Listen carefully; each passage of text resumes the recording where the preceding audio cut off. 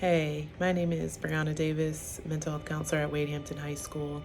I hope you all were able to read the written introduction that was sent out just regarding a little background information about me.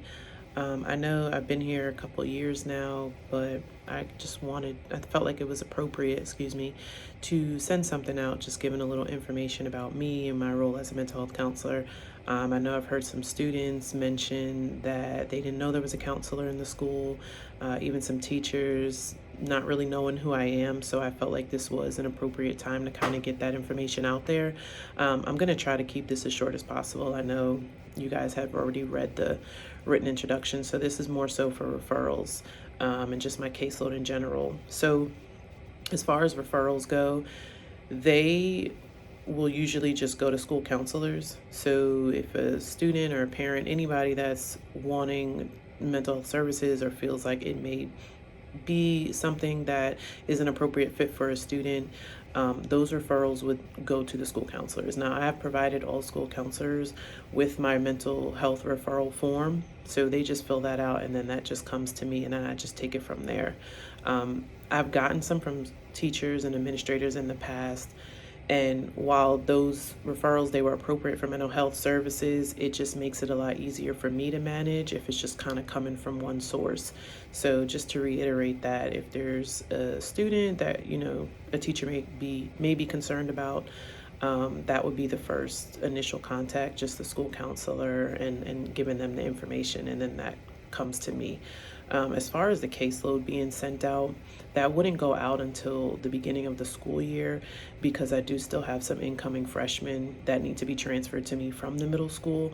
So that wouldn't be sent out until the beginning of the school year, but I'm only going to send that out to school counselors and administrators. Now, as far as administrators, I know I've had some kids in the past go to alternative schools, so I know that's kind of where administrators come in as far as being sent there or why they're being sent there. So it's just a way of me to kind of keep up with my caseload and knowing kind of where they're at.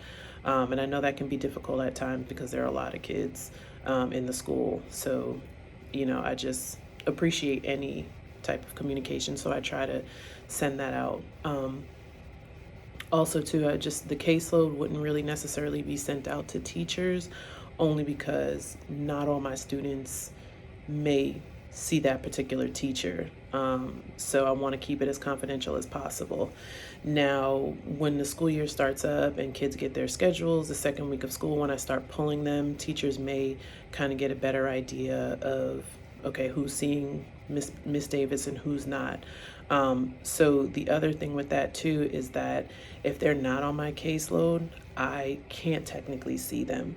Now, if a kid comes to me and they want to talk about maybe a death in the family or something that happened, I wouldn't necessarily turn them down, but I do ask that their initial contact or the first person to contact would be the school counselors, and then maybe they can kind of, assess then if it is appropriate for mental health services, because I do right now have about 70 kids on my caseload. And there's an intake process that they have to go through once I get that referral. So that's why I'm explaining that. It's not that I don't want to see every student.